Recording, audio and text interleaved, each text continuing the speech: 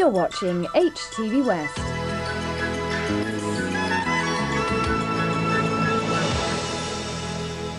Now we join Dermot Monahan for the latest news from ITN.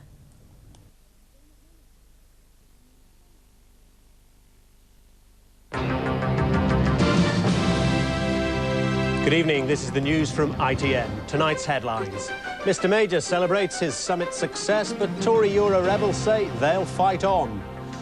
Loyalist terrorists launch a rocket attack on a Belfast jail. Indonesian earthquake, 1,200 die, many more are at risk. And King Kenny returns to Anfield, but the COP have the last laugh. The Conservative Party's Euro rebels have told John Major that his success at the Edinburgh summit won't halt their campaign to bring down the Maastricht Treaty. Labour also said the government would have trouble getting Maastricht through the Commons. Tonight, two Danish opposition parties accepted the Edinburgh Agreement, allowing Denmark to opt out of key parts of the treaty. The summit may have been hailed as a triumph in Edinburgh, but the task now is to sell the deal to the Danish people and the British Parliament. Aware of the difficulties, John Major made no promises on when Parliament will pass the Maastricht Treaty. I have neither been asked nor have I given a specific timetable for the ratification. We will ratify as speedily as possible. For Tory rebels, it was not the end of the road. But of course it's not the end of the road. The British public have expressed very strongly their desire for a referendum, and we shall keep battling for that.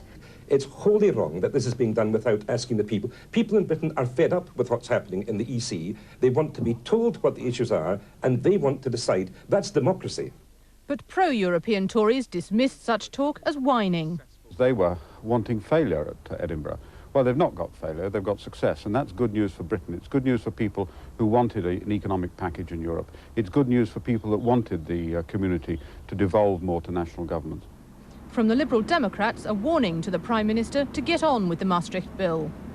It's ridiculous for us to be dragging our heels anymore, and if he wants to continue to count on the Liberal Democrat support as this bill goes through the House of Commons, he has to show a degree more urgency about making progress. Labour opposed the government in the last vote on Maastricht and could do so again. It's certainly not any part of our responsibility as the opposition to help Mr Major through difficulties with his own people. All now seems to depend on the Danes. If they vote no in a second referendum, the British government would drop the Maastricht Bill. Nor, the Foreign Secretary confirmed today, would Britain press ahead with the other 10 countries without Denmark. That it's not a political reality to suppose that we would sit down at once and negotiate a new treaty of wherever it might be with 11 members without Denmark. Downing Street is dismissing all talk of a Danish no vote as purely hypothetical. If the Danes vote yes, the government is still confident of getting the Maastricht Bill through all its stages by next October at the latest. Jackie Ashley, ITN, Westminster. The Prime Minister will make a common statement tomorrow about the Edinburgh summit. Shortly after the deal was reached, Mr Major described it as a real breakthrough that would set Europe back on the track for recovery. Real achievement during those long hours of negotiating at Holyrood, and real warmth in the comments about John Major's skills as summit chairman. Very good deal. Excellent deal. And an excellent result for the presidency as well. It was a good finish of the British presidency, and it's a good deal for the community. Felipe González, who'd fought so hard for Spain's money, echoed those sentiments, but despite the smiles, there was none of the sense of triumphalism that marked the end of the Maastricht summit a year ago. Rather, relief that the community had survived a rocky patch. It has been hard pounding during this European Council. But as we come to the end of this Council and near to the end of our presidency, I believe that for both Britain and for the community, much has been achieved. I believe that as a result of these decisions, the Edinburgh European Council will be remembered as the summit that put the community back together and put us all back on the track for recovery. Back on track the community may be, but there are still some severe hurdles to overcome before the Maastricht dream of European Union becomes a reality. The first response from the Danish Parliament to the summit deal was positive. Two of the opposition parties today say they would now support a yes vote in a second referendum, but the result is still uncertain. And the summit didn't even address the question of the exchange rate mechanism, which has been so badly battered by the currency markets in recent months, making the Maastricht promise of a single European currency seem more remote than ever. But as officials here at the Foreign Office prepare to hand over the presidency of the community, perhaps with some relief, their scorecard looks quite good. They've got agreement to stop Brussels interfering where it's not wanted, the British budget rebate is still in place, and for a while at least, the talk of a two-speed Europe with Britain in the slow lane may have gone away. Edward Sturton, ITN at the Foreign Office. In Belfast, Protestant paramilitaries have launched a missile attack on the top security Crumlin Road jail. It's thought the missile was launched from a hijacked taxi. The attack damaged the roof of A Wing, where suspected Republican and Loyalist prisoners are held. Shortly after the missile attack, a security force helicopter was brought in to search the roof with a high-powered spotlight looking for the damage. According to the police, there was very little and no one was hurt. Bomb disposal officers arrived soon afterwards to make the area safe, but later this evening a Loyalist paramilitary group claimed they'd launched the attack. It's unclear what kind of missile was used, but it appears it was fired from a hijacked taxi. The Loyalist military command said they had targeted A Wing of the maximum security prison where they claimed Republican prisoners were housed, in retaliation for the deaths of 2 Loyalist prisoners who were killed in an IRA bomb attack at the prison last year. The missile attack follows the killing by the Loyalist UFF of a one-time Sinn Féin candidate in Ballymoney. A former Republican prisoner who was shot as he waited for his girlfriend to finish work, Malachi Carey, was reported to have been on a Loyalist hit list. He died of his wounds in hospital. Eric McInnes, ITN, Belfast.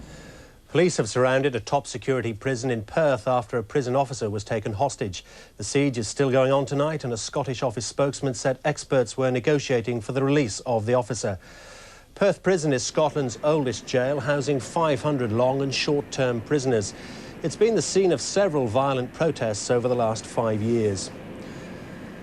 Rescue workers in Indonesia fear that cold and disease could add to the death toll from yesterday's earthquake. More than 1,200 bodies have already been recovered. The island of Flores was worst hit by the quake and a tidal wave. Kevin Dunn at ITN has the latest. Officials in Indonesia described it as one of the worst earthquakes this century. It struck yesterday afternoon, and in its aftershocks, waves up to 80 feet high swamped the coast of Flores, the island of flowers. Many victims were washed away to their deaths. Others were crushed in their homes. Most of the deaths occurred in the town of Maumere, where 40% of buildings were destroyed. The quake left hundreds wounded, thousands more homeless. And it is a toll which may rise still further. The death toll is expected to rise as relief effort is going on in the whole island. A small island north of Flores, the island of Babi, was temporarily submerged under the tidal wave which ensued. Indonesia's armed forces have been mobilized to deliver emergency relief to the survivors. But the government, fearing outbreaks of disease, has also appealed for urgent international assistance. Muslim fundamentalists have kidnapped an Israeli border policeman and threatened to kill him unless their spiritual leader is freed. They demanded the release of Sheikh Ahmed Yassin, founder of the Hamas Islamic resistance group. The ultimatum expired with no word on the soldier's fate. It's been one of the most violent weekends in the occupied territories this year. In Gaza, troops killed a Palestinian and wounded 9 others. Earlier, an Israeli soldier was shot dead and 2 others were wounded when their jeep was ambushed by Muslim gunmen. Politicians and police are blaming India's satellite TV system for fanning the flames of the religious violence that swept the country last week. Pictures of Hindu militants destroying a Muslim shrine in Ayodhya were beamed immediately across the country. The first aid shipment for more than 2 months has arrived at the Somalian capital, Mogadishu. American Marines have taken the first steps to get that aid into the interior. Airborne troops have secured a disused airbase midway between Mogadishu and the town of Baidoa, where gunmen have been attacking an aid compound. The last relief ship to try entering Mogadishu harbour was shelled and forced to sail away. That was almost 2 months ago. But today, the Danish freighter Sea Pearl slipped into port unhindered with its cargo of powdered baby food, a sign that the troops have brought some stability. Though not everyone welcomed the arrival, the shipping agents who used to extort large landing fees complained they'd now been cut out. Well, what are we going to do after they take everything? How could we live?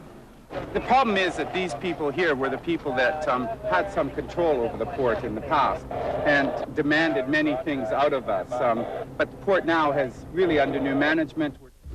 Also under new management, the military airfield at Ballydogly, today turned into the forward base for Operation Restore Hope.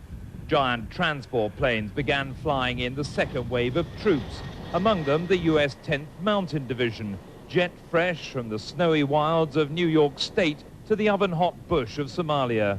Oh, good Lord, yes, snow up to your knees. But it's nice. As criticism grows over the Americans' slowness in reacting to the plight of towns like Baidoa, just 70 miles up the road, they're quickly trying to establish this airbase as a springboard for that main relief operation. The coalition forces have now made it clear that they won't be moving to the famine-hit interior until they've totally secured this forward base and the support systems they need running up country from here. As always, the prowling helicopters offer protection. Though yesterday's incident, in which 2 Cobras destroyed 3 clan battle wagons, has developed into a local controversy. It's now claimed the gangs were fighting amongst themselves and not firing at the helicopters. But it has served as a dramatic warning, though the Americans say it's not.